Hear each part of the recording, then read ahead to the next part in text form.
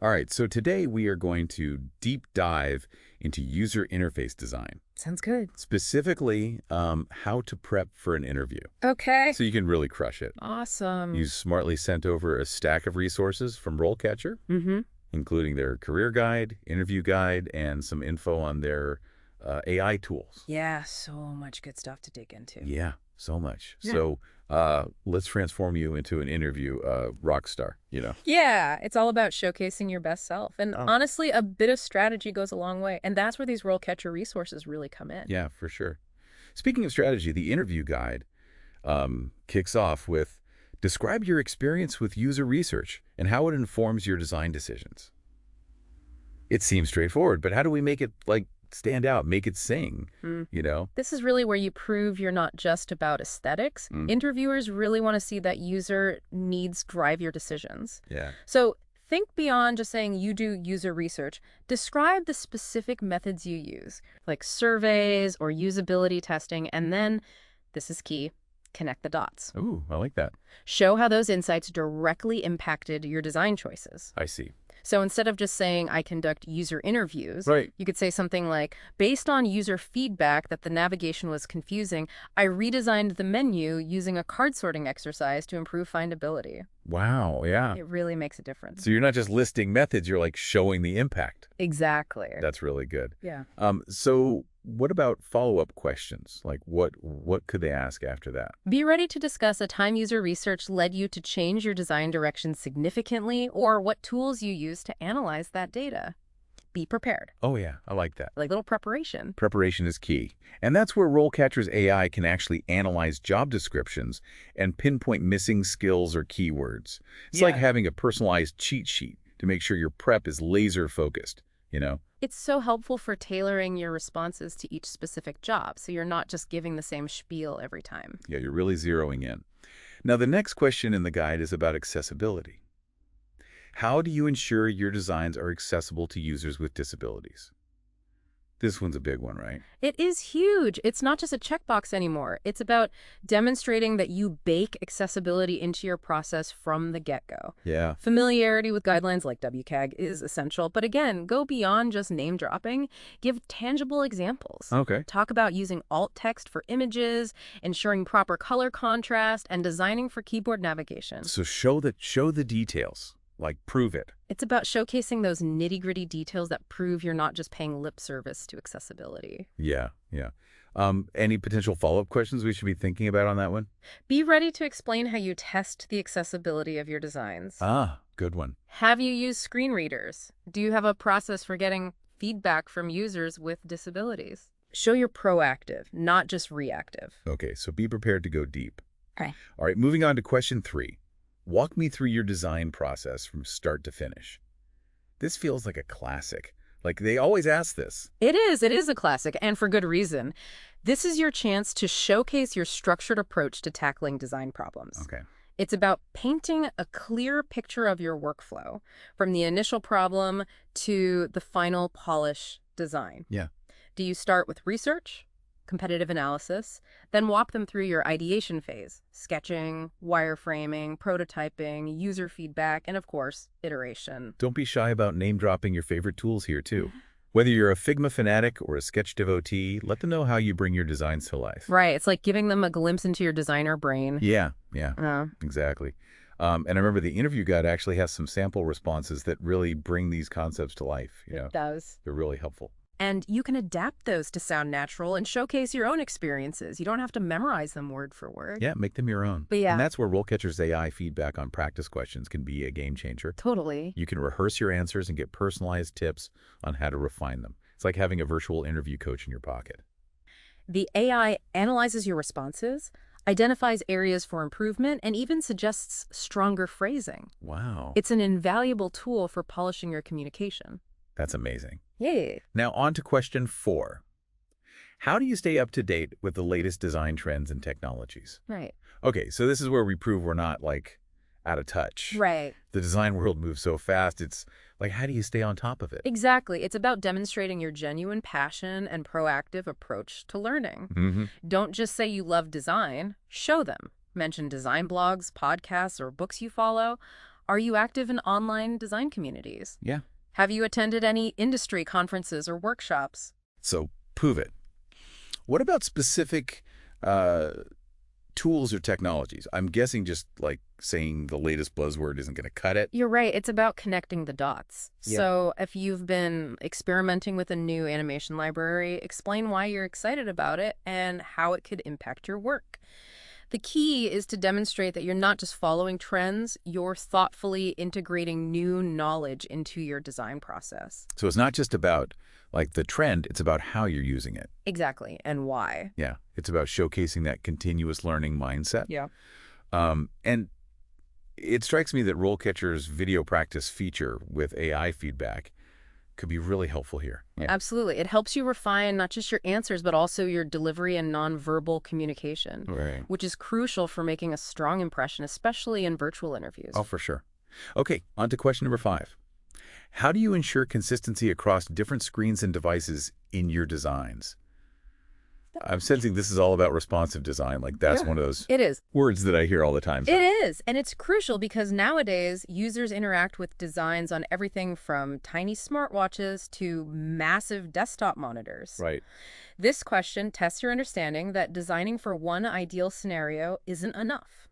Yeah, so how do you show that you're not just designing for like the perfect imaginary screen? Talk about your approach to building design systems and using reusable components. Are you a master of sketch symbols or Figma components? Have you developed a comprehensive style guide that governs your typography, color palettes, and UI elements? Can you give me an example? Because like that's where my brain kind of goes to mush. Sure. Imagine you're designing a button for a website. Okay. Instead of creating a unique button for every single instance, you'd create a button component with defined properties like shape, color, and typography.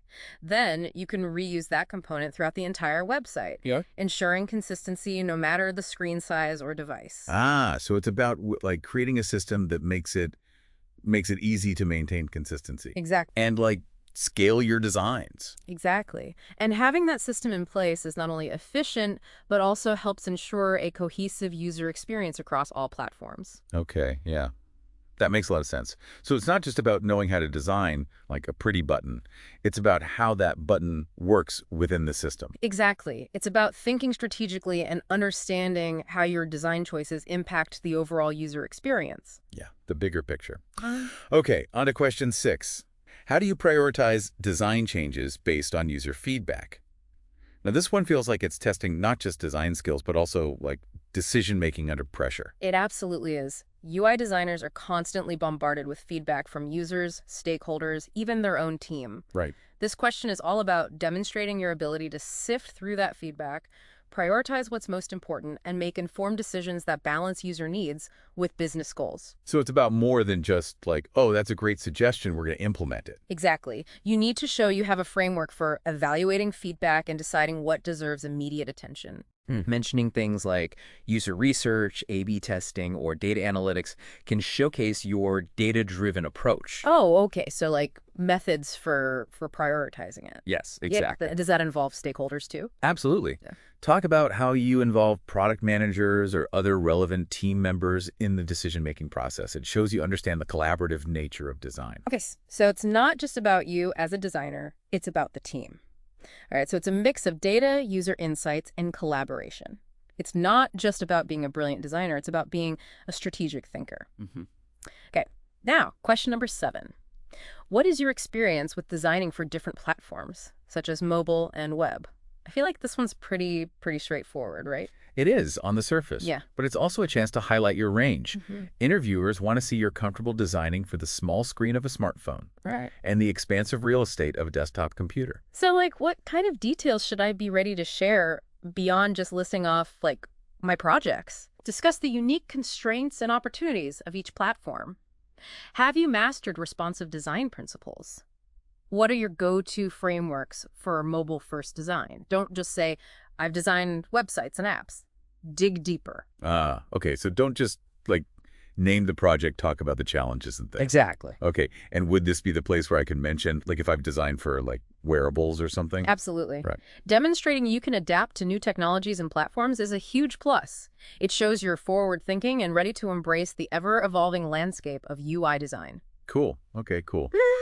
I'm feeling a bit more confident about this one. I'm sensing that the last question is going to, like, throw us a curveball. You might be right. Yeah. Let's dive into the final question from the RoleCatcher Interview Guide after a quick break. Okay. Welcome back. So before the break, we were tackling those common UI designer interview questions. Mhm. And I think we're ready for the final one from the RoleCatcher Interview Guide. What is your experience with creating animations and transitions in your designs? Oh, okay, yeah. I knew a curveball was coming. Yeah. Animations and transitions, that feels like a whole other level of UI design, like wizardry. Yeah, it's definitely a specialized skill, Right. but it's becoming increasingly important as users expect more dynamic and engaging experiences. Mhm.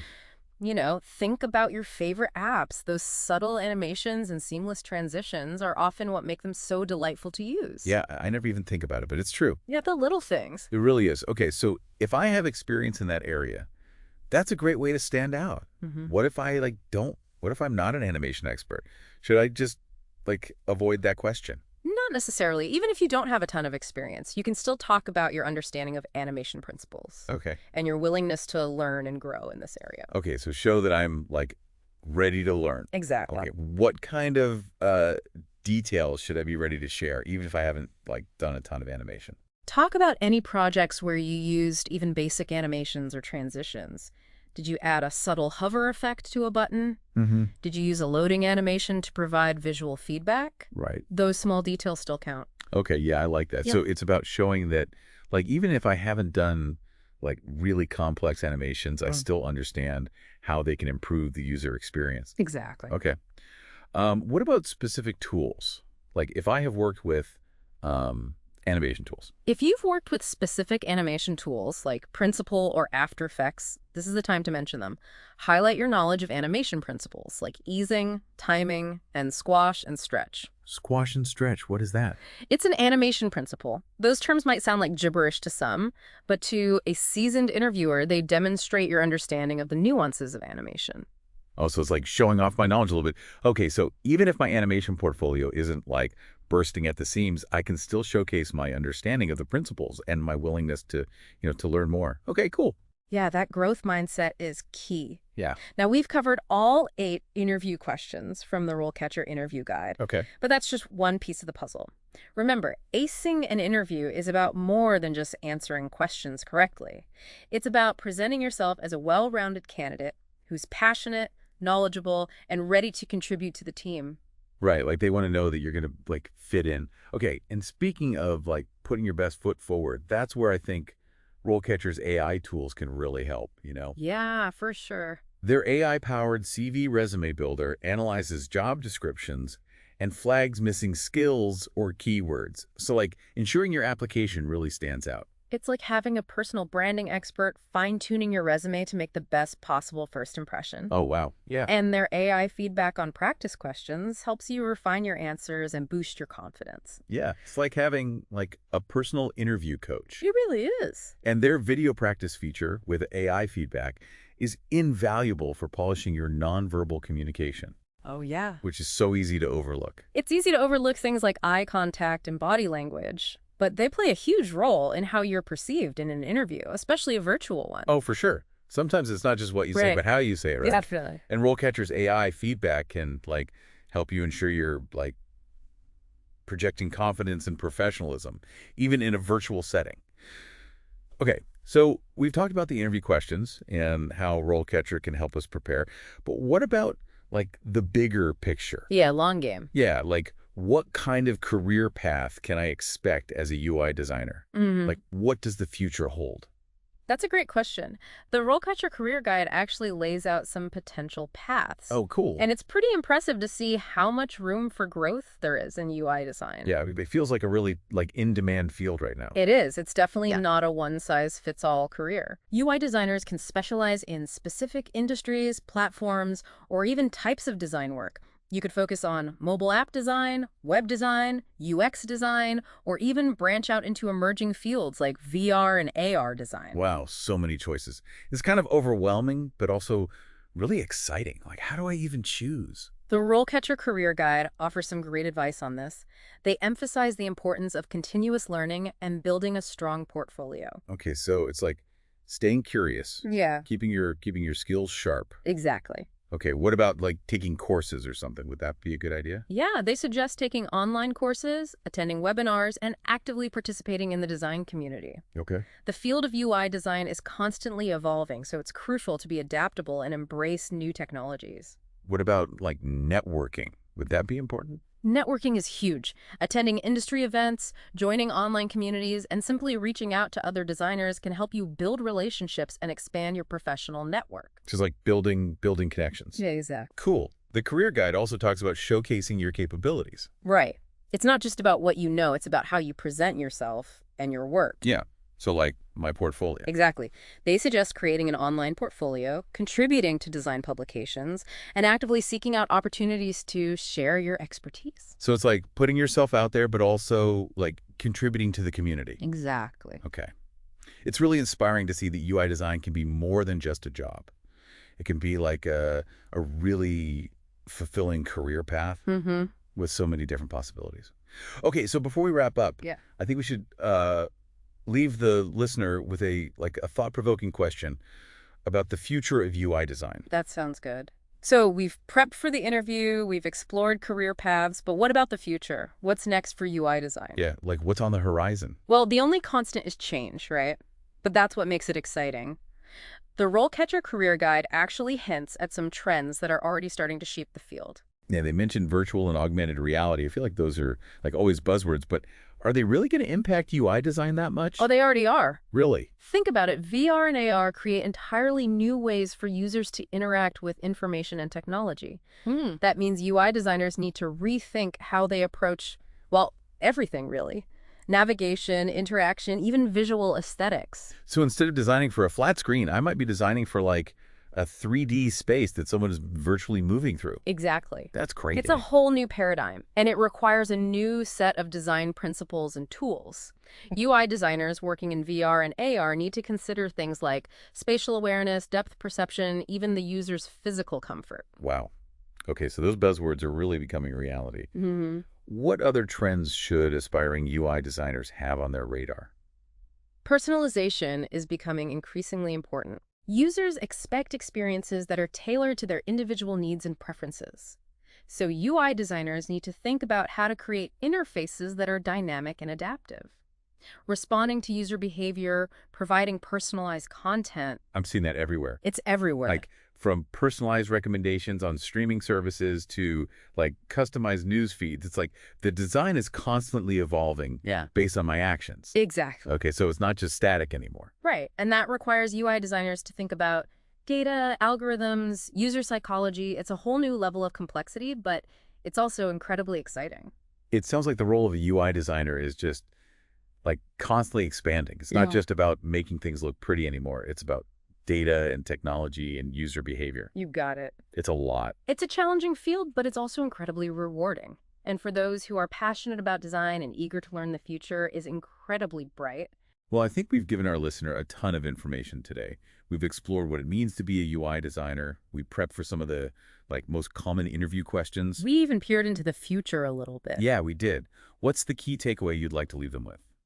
I would say go into that interview with confidence, knowing you've prepared thoroughly. Showcase your passion for design, highlight your relevant skills and experiences, and let your personality shine through. Don't be afraid to show your enthusiasm for this field. It's a good one. And remember, RoleCatcher's AI tools can help you every step of the way.